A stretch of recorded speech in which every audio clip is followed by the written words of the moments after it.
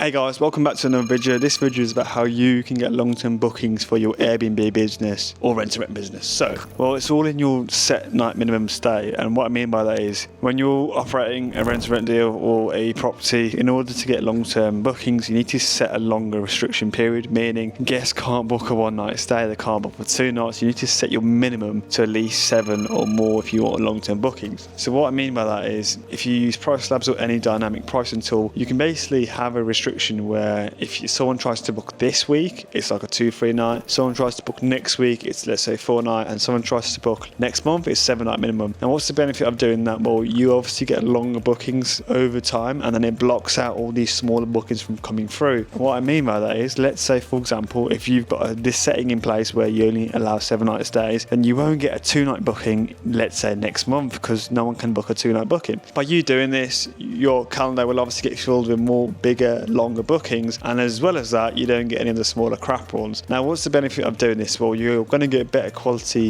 guests, so you're going to get guests that are more families, more workers, more longer stays staying in your property versus the 2 to 3 night people that are only staying for a party or to visit some friends. And obviously them bookings are okay, but they're not the best. And obviously by doing a longer strategy, you're getting less cleaning fees, less admin hassle, so you're not getting 20 guests a month bombarding you on how to check in. You're getting one guest who's booked an entire month. He's going to message you at the start, maybe during, and then that is literally it. So you won't get bombarded by a new guest checking in every day. And of course, if you have a really hard or really problematic check-in procedure, it's going to be a ball ache, like 20 different guests, how to go to the lockbox, put the pin in, and then of course if you do change the lockbox pin, you're going to have to change it after all the time. It's going to be more work for you. So in order to get longer term bookings, you need to obviously set your pricing right and your minimum night stay, and as well as that, the property needs to be optimized for longer stays. And what I mean by that is if you're doing a property that's like really mega high end and you've got loads of stuff in there, but you don't have enough place stuff for like storage, so not enough wardrobes or chest of drawers or things that make it home away from home, you're not going to attract a guest who's going to book a property for a longer stay. So for example, we had a guest who booked my 2-bedroom property. It's a 2-bedroom, it's got clothing rails, but it has no chest of drawers, and for some reason the guest who booked it for 6 months, and he actually left the property and he left chest of drawers in there. So basically it just goes to show that long-term guests do need chest of drawers. Obviously I didn't supply it, but because he was living there for 6 months, he basically bought his own chest of drawers and left it in there, which is amazing. But it's a lesson learned, and I've learned something new from my own experience. I'm sharing that with you guys, which is a property should have a chest of drawers, a wardrobe, enough storage space. Of course, when I set up my property, it was 4 years ago, and I set up for the intention of short stay guests, meaning like 2-3 night minimum, like all that jazz. It worked during that time, but now since times have changed and now I'm now living in Bali, I don't really want the hassle of shorter guests. So all my properties now are tweaked for longer stays, and that's a setting that I've set. So in order to get long-term bookings, you've got obviously, so here's my basic Price Labs setting, which you can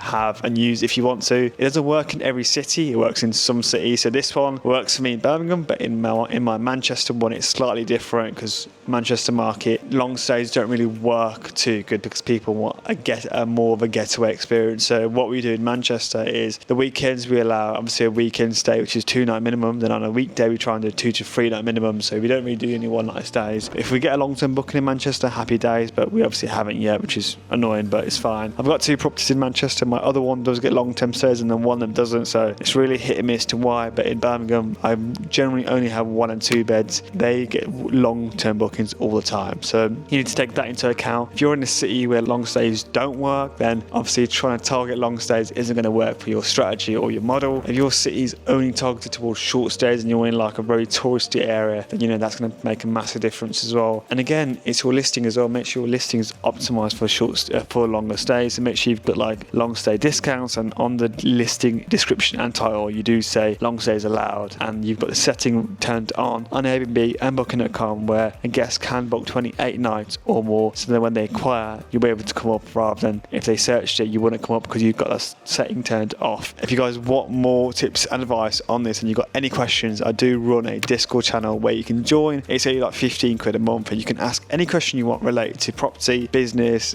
essay, Airbnb, and like it's like having a mentor there whenever you need to. So if you've got a question about pricing, Price Labs, or even like Airbnb or rent-to-rent, then of course if you don't have a mentor, you can join the Discord for 15 quid a month, ask any question you want, and I'll let you respond. I do have all my Price Labs stuff in there, so if you want to join, the link's below. And yeah, thank you for watching this video.